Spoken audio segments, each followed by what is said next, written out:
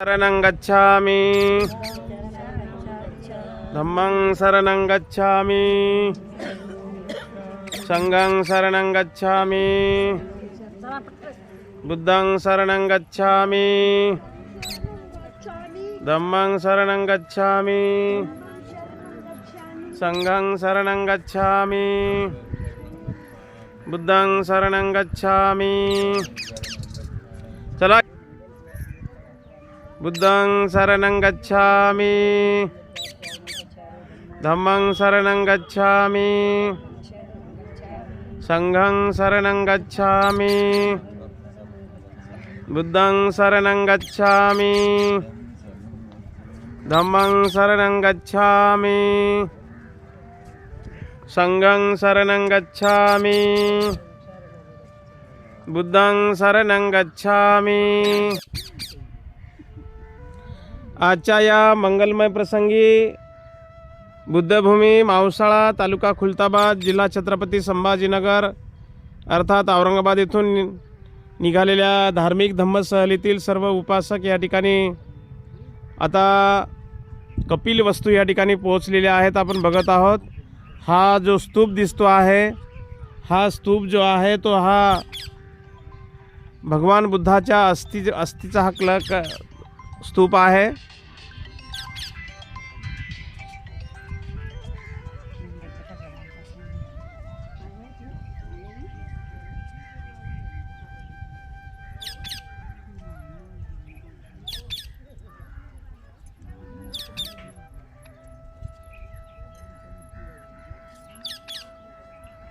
आजच्या या मंगलमय प्रसंगी बुद्धभूमी मावसाळ्यावरून निघालेल्या धार्मिक धम्मसहलीतील सर्व उपासक आता सिद्धोधन राजाची राजनगरी कपिलवस्तू या ठिकाणी पोहोचलेले आहेत। आपण बघत आहोत सर्व उपासक। हा जो स्तूप दिसतो आहे तथागतांच्या ज्या वेळेस 8 ठिकाणी ज्या 8 विभागामध्ये अस्थी वाटल्या गेल्या होत्या त्यापैकी एक भाग या कपिल वस्तूला मिळालेल्या आहेत। त्यापैकी त्या अस्थीवर हा स्तूप बनवलेला आहे आणि या स्तूपाला आपल्या धम्मसहलीतील सर्व उपासक वंदन करताना आपल्याला दिसत आहेत।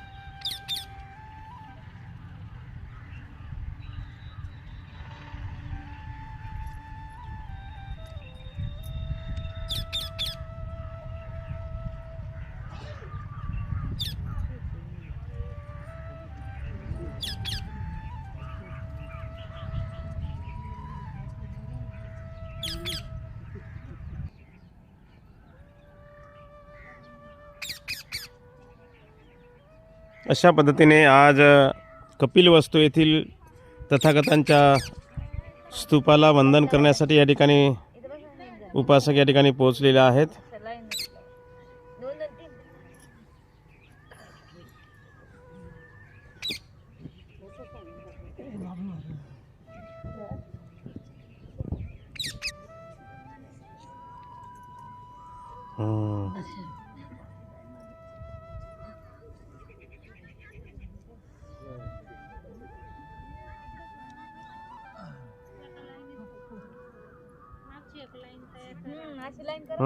लाइन तैयार कर, लाइन कर।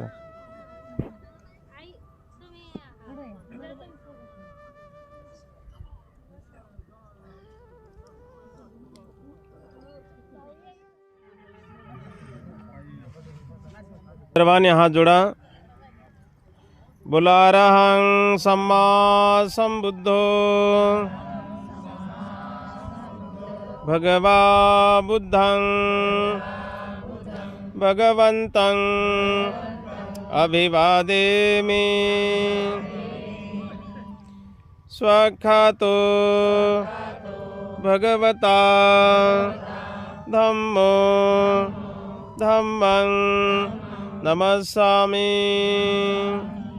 सुपटिपन्नो भगवतो सावकसंघो संघं नमामि।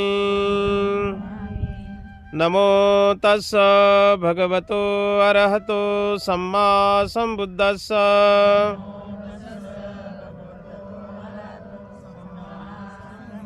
नमो तस्स भगवतो अरहतो सम्मा सम्बुद्धस्स।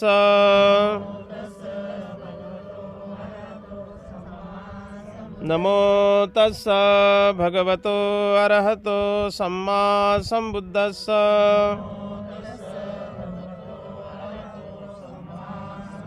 बुद्धं शरणं गच्छामि, धम्मं शरणं गच्छामि, संघं शरणं गच्छामि, द्वितीयंपि बुद्धं शरणं गच्छामि, द्वितीयंपि धम्मं शरणं गच्छामि, द्वितीयंपि संघं शरणं गच्छामि, तृतीयंपि बुद्धं शरणं गच्छामि, तृतीयंपि धम्मं शरणं गच्छामि, तृतीयंपि संघं शरणं गच्छामि। पाणातिपाता वेरमणि सिक्खापदं समादियामि।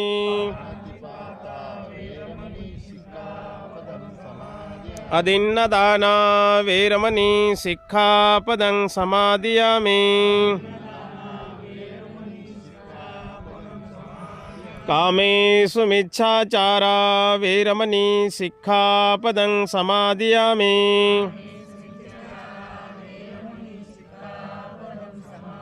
मुसावादा वेरमणि सिक्खापदं समादियामि। सुरामेरयमज्जपमादठाना वेरमणि सिक्खापदं समादियामि।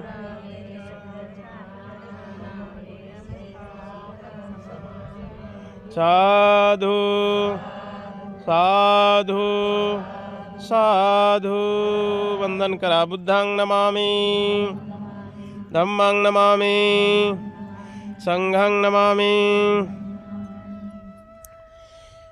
महाकारुणिक तथागत भगवान बुद्ध, महामानव बोधिसत्व डॉक्टर बाबासाहेब आंबेडकर, सर्व श्रद्धावान बौद्ध उपासक उपासिका माता भगिनी बांधवांनो, आजच्या या मंगलमय प्रसंगी आपण आलेलो आहोत कपिल वस्तू या ठिकाणी। आपण सर्वजण जाणकार आहात, आपण सर्वजण अभ्यासक आहात। प्रत्येकांच्या घरामध्ये भगवान बुद्ध आणि त्यांचा धम्म हा ग्रंथ आहे। तो ग्रंथ आपण सर्वांनी वाचलेला आहे। सिद्धोधन राजा एवढा मोठा अवाढव्य राजा होता की त्यांची जमीन नांगरण्यासाठी एक सोबत 1000 नांगर चालत असत। म्हणजे याच्यावरून तुम्ही अंदाज लावू शकता की सिद्धोधन राजा हा किती मोठा अवाढव्य राजा होता। आणि म्हणून हा पूर्ण जो परिसर आहे आजूबाजूच्या, मी तर म्हणतो ना 50-50 गावं त्यांच्या जमिनीवर बसले असतील, आहे की नाही? आणि 100 नांगर चालत होते। तर ही एवढी मोठी परिसर कपिलवस्तूचा होता। आणि याच कपिलवस्तूमध्ये सिद्धार्थ गौतमाचा जन्म झाला। लक्षामध्ये, सिद्धार्थ गौतम लहानाचा मोठा इथे झाला। लक्षामध्ये, त्यांचा विवाह पण इथे झाला। त्यांचा मुलगा राहुल इथे झाला, आहे की नाही? आणि इथूनच त्यांनी ग्रहत्याग केला। 3 ऋतूचे 3 राजमहाल, कारण सिद्धार्थ गौतमाचं भविष्यवाणी केली होती की जर हा मुलगा जर संसारामध्ये राहिला तर हा चक्रवर्ती राजा होईल, आणि यांनी जर का संन्यास घेतला, ग्रहत्याग केला, तर हा सम्यक संबुद्ध होईल। आणि मग कोण्याही आईवडिलाला असं वाटत नाही की आपला मुलगा दूर गेला पाहिजे, आपल्या मुलानं घरदार सोडलं पाहिजे, म्हणून आपल्या मुलानं संन्यास घेतला पाहिजे म्हणून असं कोणालाही वाटत नाही। आणि म्हणून सिद्धोधन राजालाही नेमकं तेच असं झालं की आपल्या मुलानं ग्रहत्याग केला नाही पाहिजे, संन्यास घेतला नाही पाहिजे, आपला मुलगा घरदार सोडून गेला नाही पाहिजे।